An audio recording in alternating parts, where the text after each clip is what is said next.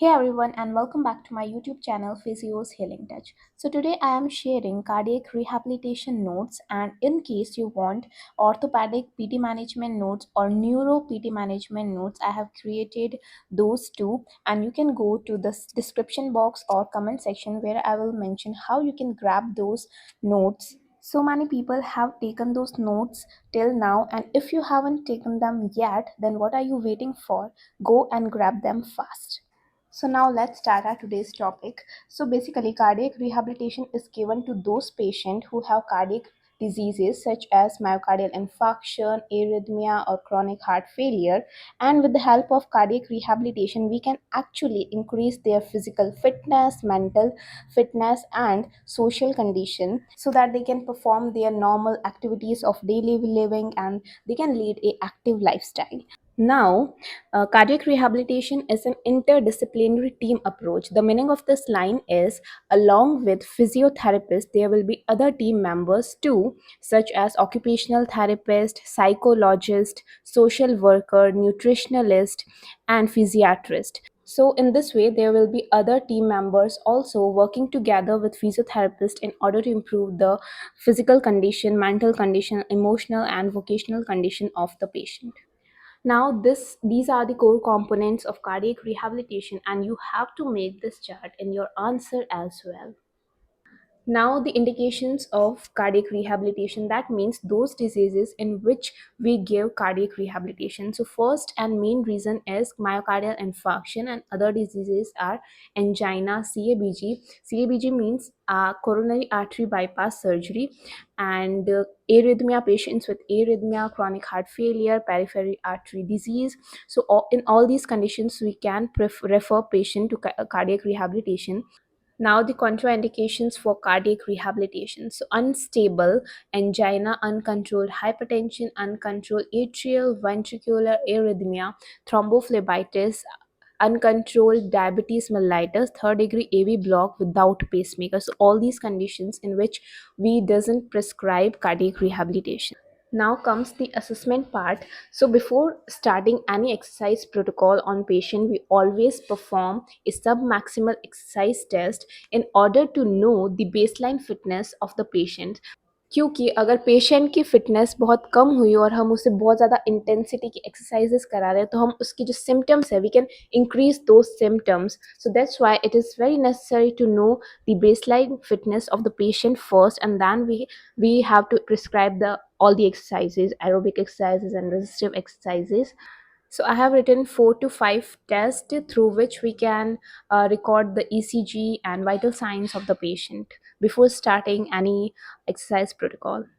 Now next come risk stratification. So I have basically divided cardiac rehabilitation patients into three category: low risk patient, moderate risk patient, and high risk patient. So those patients who show symptoms of arrhythmia, they basically come in moderate to high risk patients.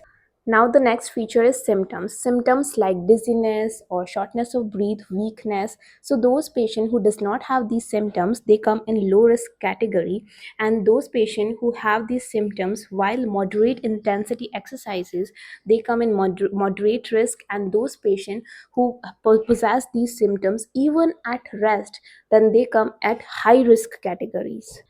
Now the next feature is functional capacity. So in this, the MET basically means metabolic equivalence. That means the amount of energy consumed in different activities. So if a person can do high energy level activities, then the value of MET will be higher. So the patients with low risk have more than 7 MET value, and with moderate risk they have 5 to 7 MET value, and with high risk patient they have less than 5 MET now value. The interesting part has came, which is exercise training program. So basically there are two types of exercises which we generally give to cardiac patient, and those are aerobic training and resistive training. So first is aerobic training.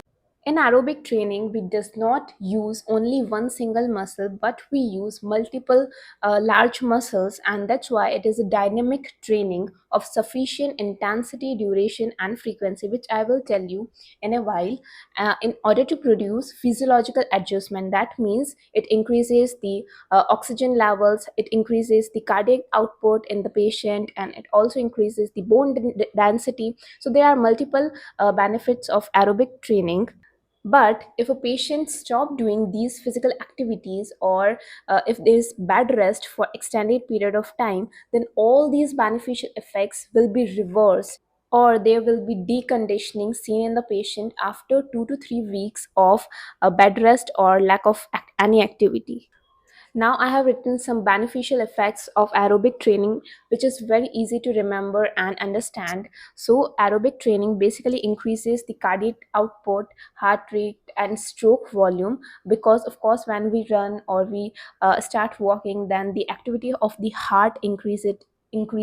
It deliver more oxygen, more blood to the working muscles, and which is the second point. There will be improvement in the delivery of oxygen to the working muscle, and then it increases the flexibility, bone density, and it also reduces the stress of the patient, and it also decreases the depression and anxiety in the patient. So before prescribing any aerobic training to the patient, we should know the target heart rate of the patient. With the help of target heart rate, we can actually select the intensity of the training for the patient, and we can also check the progression of the patient. By checking target heart rate again and again, we can check whether patient's physical fitness is progressing or not. And I have also written the formula to measure the target heart rate. And now next measure is talk test. With the help of talk test, we can also measure the intensities at which we can prescribe exercise training to the patient. In talk test, the patient will do any physical activity, and along with that activity, he will be also speaking. So, at an intensity where he will not able to speak anything, will be above ventilatory threshold.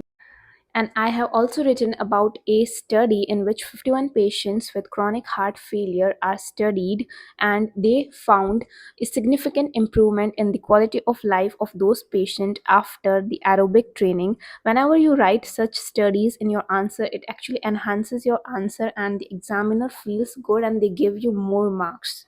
Now let's talk about the fit principle.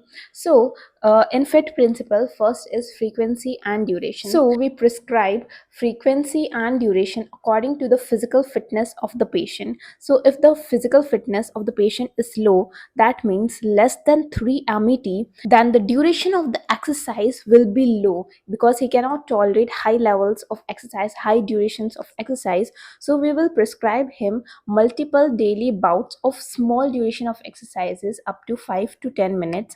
Now suppose his physical fitness has improved, and in those patient who has 3 to 5 MET level, then in those patient they can tolerate up to 15 minutes of exercises. So we can prescribe them 1 to 2 daily sessions of 15 minutes exercises each. And then suppose his physical fitness has improved even more, which is greater than 5 MET, then we can prescribe him 30 to 20 minutes of exercises for 3 to 5 times per week. We should always start any exercise protocol with a warm up period of 5 to 10 minutes, and the exercises that are included in the warm up period should have low intensities of approximately 25 to 50%. And these warm up exercises, such as gentle stretching, actually reduces the risk of myocardial infarction, because it promotes the opening of the collateral vessels, and because of that the chances of ischemia become reduced. Then after warm up period, you have to progress to the main exercises, which are walking or treadmill training, or arm ergometry or cycle ergometry. And then after these exercises, you have to progress to cool down period, which is again for 5 to 10 minutes, and it actually reduces the heartbeat, heart rate, BP of the patient to the normal rate, to the pre-exercise levels. Now the next is intensity. So generally intensity, initial intensity is given from 40% to 70% of peak VO2.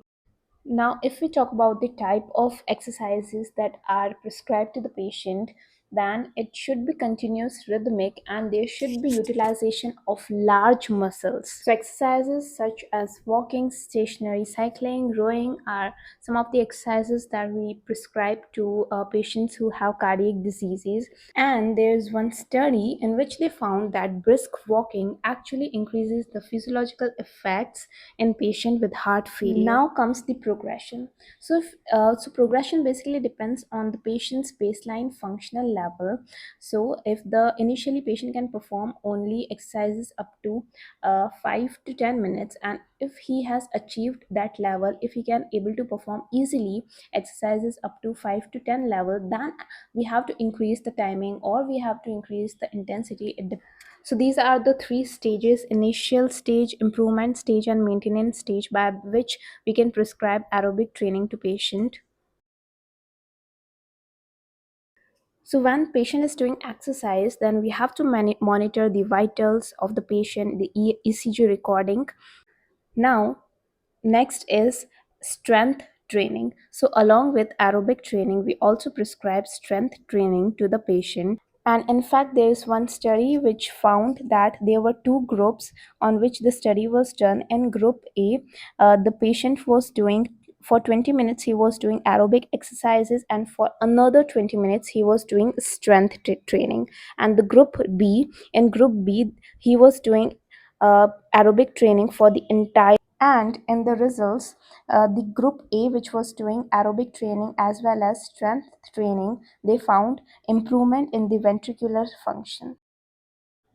Now these are the three phases of a cardiac rehabilitation, which you have to write in your answer sheet. So first is inpatient rehabilitation, early outpatient rehabilitation, and last is long term outpatient rehabilitation. So yeah, that's it for today's video. So I hope कि ये notes आपके लिए helpful हो, और ऐसे ही informations के लिए please subscribe to my YouTube channel Physios healing touch. See you in my next video.